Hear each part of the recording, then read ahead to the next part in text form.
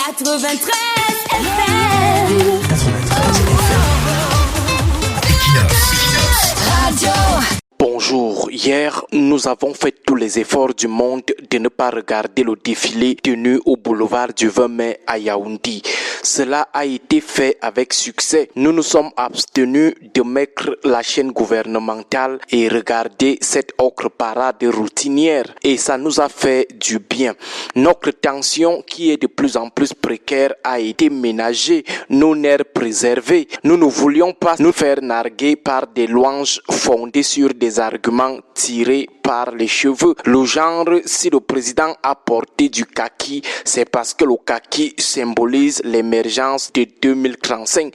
Si le président a porté une doxaï ou une wallabise, cela veut dire que le président veut déjà lancer la première fusée camerounaise.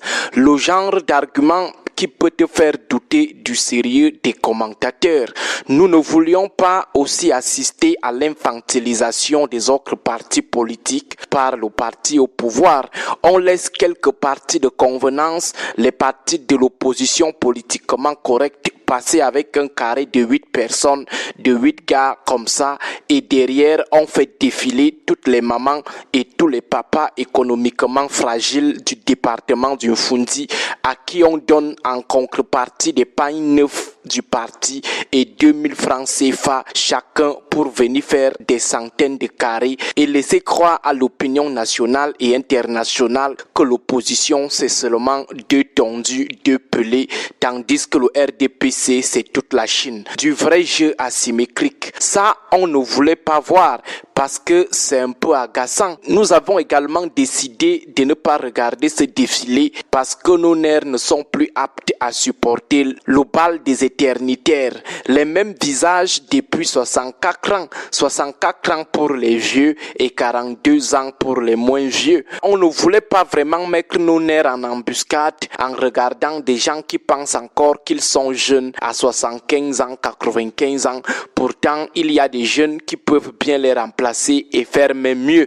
Mais chaque fois, on remixe les mêmes visages. À un moment donné, ça fait un genre. Voir les mêmes papis assis là, un panel constitué uniquement des gens de la Deuxième Guerre mondiale. Pour nous, il n'était plus question de procéder à une telle autoflagellation, de nous infliger une autre souffrance cette année. Autre chose qui nous a amené à s'efforcer de ne pas regarder le défilé, c'est le fait de se mettre en tête qu'on va regarder pendant des heures des gens qui ont mis ce pays au sol sans état d'âme, sans remords. Ils sont toujours là zen, toujours jovial, probablement fiers d'eux-mêmes. Pourtant, ils ont sur leur tête un bilan très douloureux de 40 ans pour le peuple. En les regardant, votre tension monte progressivement et si vous ne vous maîtrisez pas, vous pouvez simplement voir votre équilibre psychologique voler en lambeaux, votre santé se dégrader, un opprimé qui doit regarder ses bourreaux pendant 2 heures.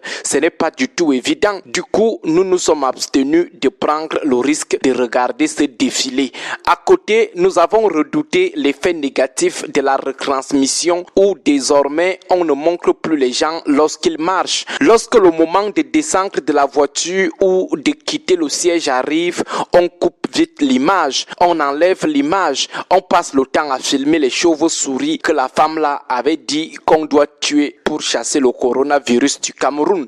Chaque fois qu'un cacique veut se déplacer, les caméras font honneur aux chauves-souris. Elle quoi là-dedans? Si les gens pensent que la vieillesse c'est quelque chose à cacher.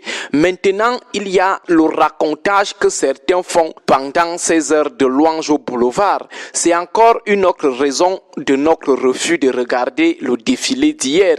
Quand les gens là parlent, vous vous demandez si c'est du même Cameroun dont ils parlent. Le Cameroun où 2 régions sont dans une guerre entre frères qui dure depuis 7 ans et a déjà entraîné des milliers de morts.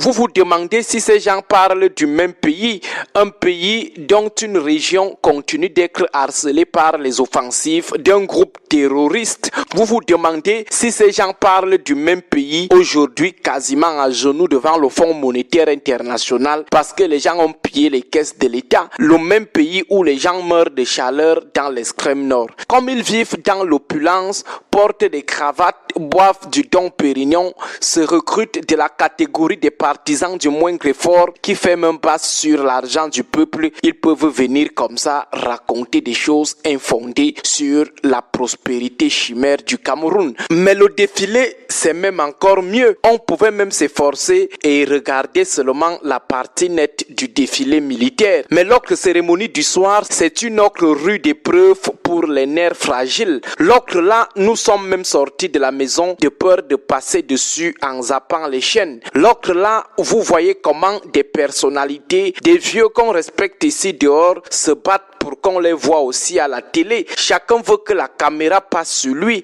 Chacun veut toucher ne serait-ce que l'habit du président. Et ce sont comme ça des gens qui marchent arrogamment ici dehors.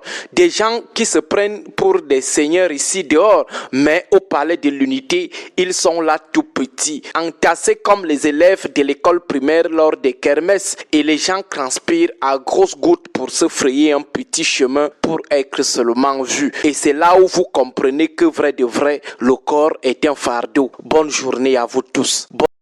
93 FM.